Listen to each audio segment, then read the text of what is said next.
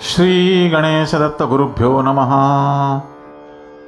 मन्नाथः श्री जगन्नाथः मद्गुरुः श्री जगद्गुरुः मदात्मा सर्वभूतात्मा तस्मै श्री गुरुवे नमः।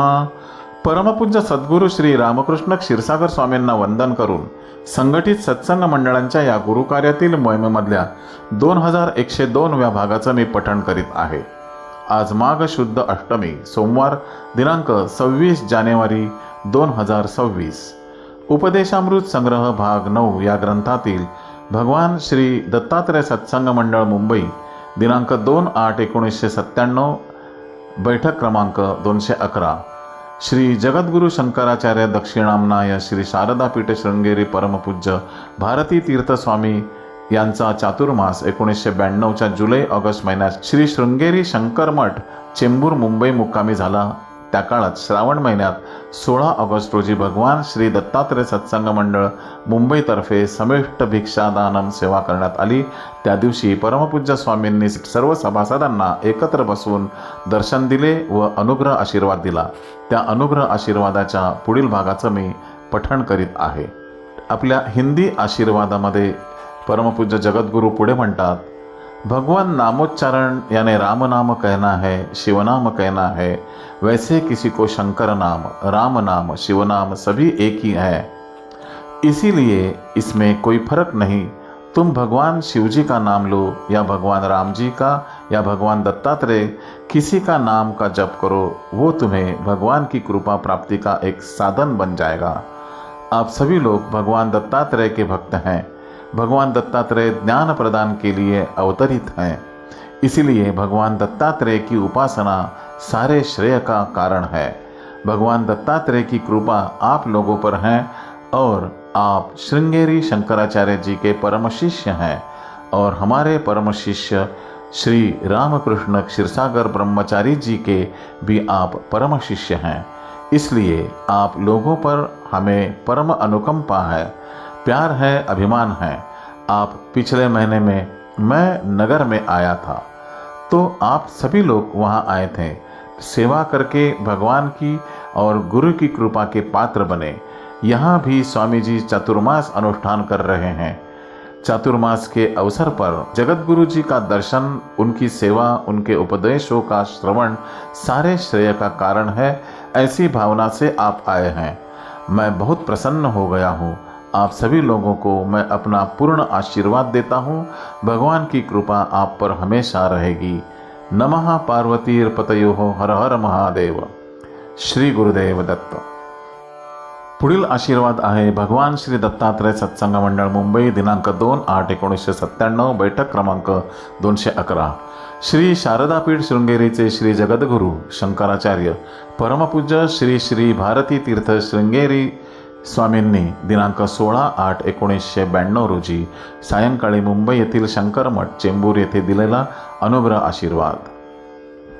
शरदिंदू विकासी मंदहासाम स्फुरदिंदीवर लोचनाभिरामम अरविंदासम सुंदरास्याम अरविंदासम सुंदरी उपासमहे।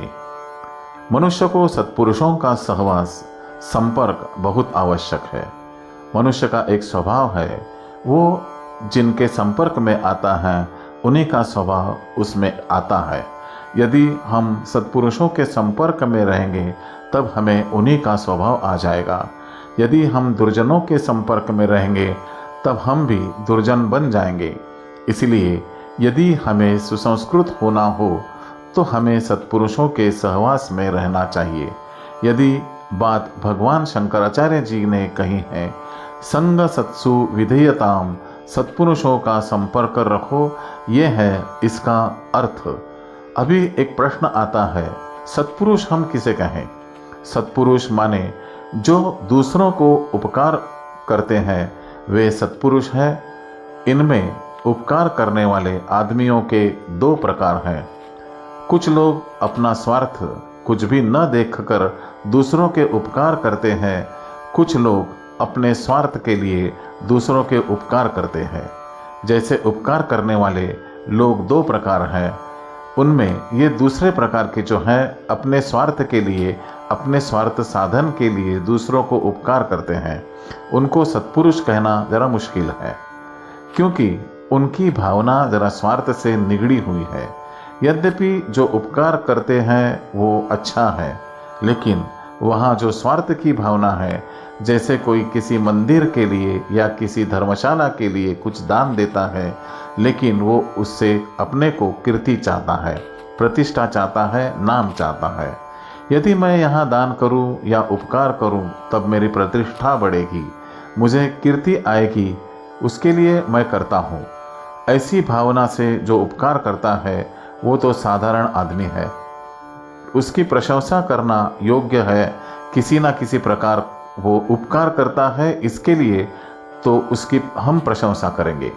लेकिन उसे सत्पुरुष कहते हुए हमें ज़रा संदेह है।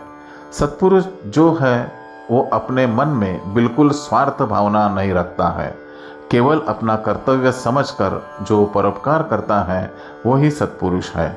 इसलिए दान देने वाले आदमियों के बारे में भगवान लीलाधरन कहते हैं, दान 3 प्रकार के होते हैं, सात्विक, राजस और तामस दान।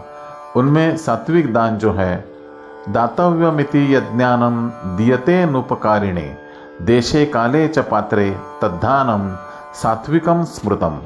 गीता 17वां अध्याय श्लोक 20। जो अपनी कर्तव्य भावना रखता है, दान देता है, और वो भी अच्छे समय पर, अच्छी जगह में, अच्छे आदमी को जो दान देता है, किसी भी प्रत्युपकार की अपेक्षा न रखकर जो दान देता है वो ही सात्विक दान होता है। जहाँ अच्छे आदमी हैं, जो वेदशास्त्र संपन्न है, जो निष्ठावान है, तपस्वी है, महान है, जो अच्छा दान करने के लिए निकला है, वैसे आदमी को जो कुछ भी हम दान दें वो दान बहुत प्रशस्त होता है, वह सात्विक दान कहा जाता है। ऐसे जो आदमी अपने मन में प्रत्युपकार की अपेक्षा न रखते हुए जो दान करता है वही तो सत्पुरुष कहलाता है। एके सत्पुरुषाः परार्थ घटकाः स्वार्थम परित्यज्य। वैसे सत्पुरुष प्राचीन युग में थे, वैसे सत्पुरुष किसी आदमी में भी जो अच्छा है उसी को देखते हैं। संसार में ऐसा कोई भी आदमी नहीं है जिसमें 100% अच्छा ही है या 100% बुरा ही है। अच्छा या बुरा दोनों ही होते हैं। कुछ लोगों में बुरा ज़्यादा होता है। हमें क्या करना है? जिसमें जो अच्छा है उसी को देखना है, जो बुरा है उसी को भुला देना। संस्कृत में एक उपदेश है, अस्मिन् लोके दृष्टम किमपि इन निर्दोषम न निर्गुणम। निर्दोष भी नहीं है, निर्गुण भी नहीं है। जो कुछ भी हो जिसमें 100% अच्छा नहीं होता उसमें थोड़ा खतरा है। जैसे बिजली के खूब उपयोग है, यदि हम होशियार नहीं रहेंगे तो बहुत खतरनाक होता है। वैसे हर एक चीज़ उपयोगी भी होती है, बुरी भी है। तब हम ऐसे कहें जो अच्छा है उसी का ही स्वीकार करना है। श्री गुरुदेव दत्त। गुरुबंधू आणि भगिनींनो, आजचे हे पठण परमपूज्य सद्गुरूंच्या चरणी सादर अर्पण। या आशीर्वादाच्या पुढील भागासाठी पुन्हा भेटूया उद्या सकाळी 6 वाजता। श्री गुरुदेव दत्त।